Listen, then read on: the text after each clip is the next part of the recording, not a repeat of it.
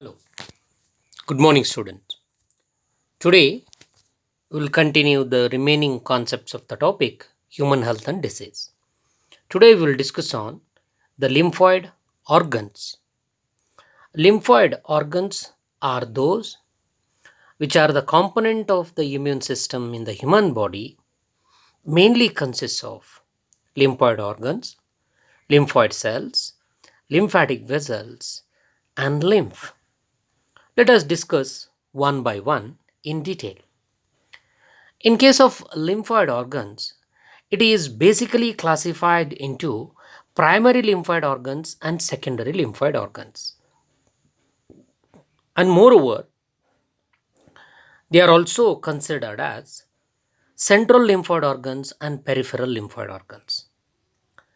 Whereas primary lymphoid organs are known as central lymphoid organs, whereas secondary lymphoid organs are known as peripheral lymphoid organs based upon their position in the body.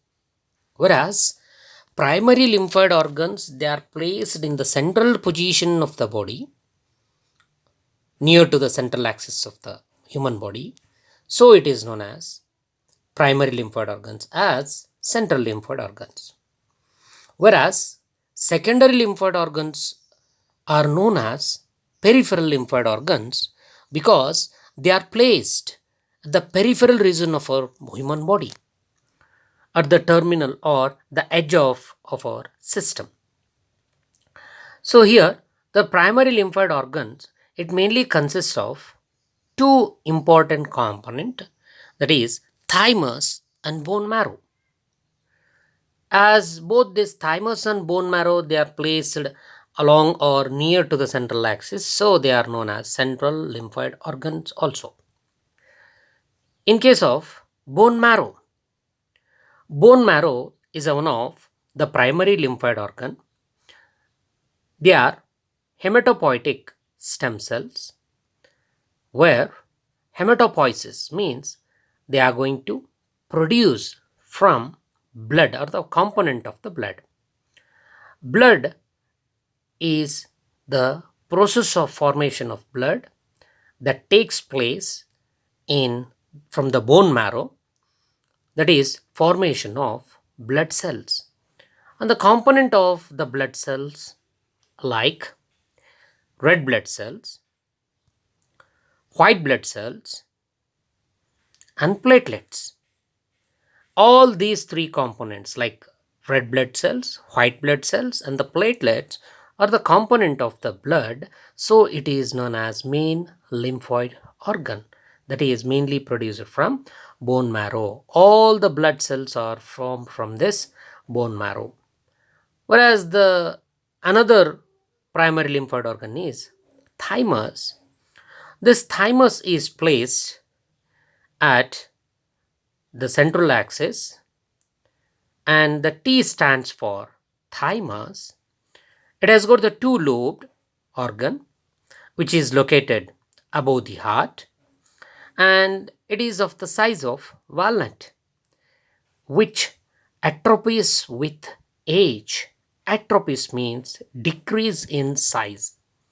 These primary lymphoid organs, they play prime role during early stage of growth very prominently, and this subthymus is the important site where T lymphocytes will get matured, and that is the reason the lymphocytes are also named with the prefix T, that is T lymphocytes. Lymphoid organs as the mainly consist of the maturation of B and T cells and secondary lymphoid organs. So here we will discuss on the stem cells. These stem cells are immature lymphocytes, and they divide and mature in bone marrow itself, and so they are called as B lymphocytes. In case of T lymphocytes, they produce from the bone marrow, but they get matured in thymus, so they are known as T lymphocytes. Whereas the stem cells, which are immatured in condition, but they will get matured in the bone marrow, they are known as B lymphocytes. These immature lymphocytes, their destiny to become thymocytes, that is, from the thymus, and these lymphocytes, they are known as T lymphocytes, where they get matured in thymus, and gradually these lymphocytes they migrate via blood to the thymus and matured as a T lymphocytes. Whereas in case of B lymphocytes, they are also immature lymphocytes, but they get matured in bone marrow. Whereas T lymphocytes, they are also immature lymphocytes. They produce from the bone marrow and they mature in thymus, so they are known as T lymphocytes. So next concept is about the secondary lymphoid organ. Okay, secondary lymphoid organs like tonsils, and these matured cells they will get deposited in the secondary lymphoid organs or peripheral lymphoid organs. They are also known as lymph nodes, and in Peyer's patches, and also in spleen.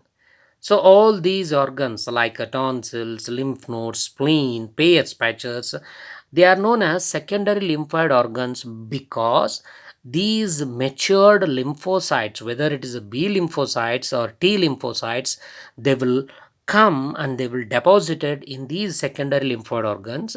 As a result, whenever any pathogen tries to enters by any one of these mode or the entry point, then easily these cells they will take care of those pathogens very specifically.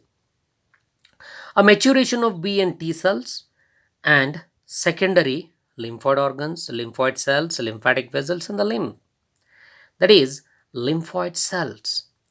B lymphocytes, that is B stands for bursa fabricus, but this bursa fabricus is observed in bird, that is which is placed near to the cloacal opening, but it's a common opening for both urinal and genital and also intestinal tract in case of birds. But in case of humans we don't have such type of bursa fabricus, but bursa equivalents as bone marrow in case of human beings, so it is known as B lymphocytes, and the fetal liver is going to play important role over here. In case of T lymphocytes, this we have studied earlier in the last slide, that is how where exactly these thymus is position, which is two lobed and which is located above the heart and which is size of the walnut and which atrophies with the age, that is decrease in the size of the age. This part we have discussed in the earlier slide. With the help of this part we'll continue the remaining part of this, that is lymphatic vessels. Lymphatic vessels are widely distributed throughout our body, and these lymphatic vessels are network of vessels which are very thin walled, and this is the nature why this lymph is also known as uh, tissue fluid. And these lymphatic vessels they make the help of the movement of the lymph or the fluid, interstitial fluid or tissue fluid into these vessels, and the nature of this lymph is colorless, which is colorless fluid which is derived from the blood. It contains a prominent lymphocytes, B lymphocytes or T lymphocytes, and here a lymph is a type of the tissue fluid that take care all the part, that take care all the remaining immunological capacity or immunological role is mainly prominent played by this lymph fluid. In case of immune system in the body, that is lymphoid organs, lymphoid cells, lymphatic vessels, and the lymph. So this mainly consists. We'll just have a glance on this part once again. A primary lymphoid organ. It has considered as primary and secondary during the classification, whereas the primary lymphoid organ mainly consists of bone marrow and thymus, whereas secondary lymphoid organs consist of Peyer's patches, spleen, and tonsils, whereas lymphoid cells mainly consist of B cells and T cells, that is B lymphocytes and T lymphocytes. Okay, so next part is about lymphoid cells and lymphatic vessels along with the lymph. So these are the component in the humoral immunity. Okay, that is the humoral immunity. As I told you before, it is a type of acquired immunity, that is humoral immunity and cell mediated immunity. So in this slide, you can see how the lymphocytes, they are produced in a system, and they will flow through the bloodstream and release into the body fluids, and as a result these antibodies will take care of the antigen, whichever the antigens they try to enter into our system. In case of humoral immunity, that is antibody mediated immunity, the cells that are involved here is B cells, which has got the antigenic receptor, and this antigenic receptor containing B cells, they bind to the antigen and proliferate. Proliferation means the multiplication. And from the plasma cells, you can also expect the production of some of the glycoproteins, and these glycoproteins are released into the bloodstream, that is through either blood or lymph, and they will provide the immunity to our system. Whereas the memory B cells, they store information about the microbes that we had discussed in case of active natural immunity in the earlier slide. How the first encounter in case of chicken pox, you will get, any individual will get the chicken pox once in his lifespan. During first encounter, the structural information of those pathogen are stored by the memory cells, and later on that information is stored by them, and that will be given to our immune system, so that that will generate type of protective mechanism. So with that, you will never going to get the, or you will never going to suffer the same disease twice in your lifespan with the help of memory cells or memory B cells. So here they are present in bloodstream to attack same pathogen if reinfection occurs. Whereas helper T cells, see how it is going to alarm our system. That is, hey B cell, it's going to say immediately, a B cell, it will respond to its call that is required in immunological reactions. So that is how helper cell, as the name indicates, it is going to help our system to find out the pathogen that is going to be get activated, or that is going to be tries to enter into our system. In case of cells in humoral immunity, so this part will discuss with the remaining sessions, that is the cell in a humoral immunity, that is cell mediated immunity, that is the another part of the immunity. Okay, thank you students.